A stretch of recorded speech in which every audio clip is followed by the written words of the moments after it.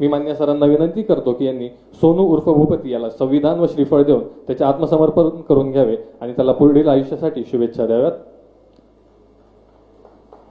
सोनू उर्फ भूपती हा आपल्या AK-47 रायफलसह मान्य मुख्यमंत्री सरांसमोर आत्मसमर्पण करीत आहे। हा मागील 40 वर्षांपासून माओवादी संघटनेमध्ये कार्यरत होता।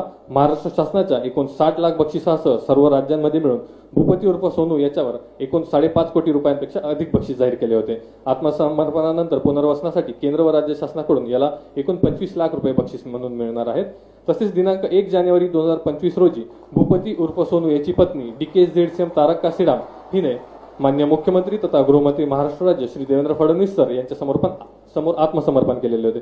मान्य मुख्यमंत्री तथा गृहमंत्री महाराष्ट्र राज्य श्री देवेंद्र फडणवीस सर यांच्या प्रयत्नांमुळेच इतक्या मोठ्या प्रमाणावर मार्ग भरकटलेले माओवादी सदस्य आत्मसमर्पण करून ते लोकशाहीच्या मुख्य प्रवाहामध्ये सामील होत आहेत।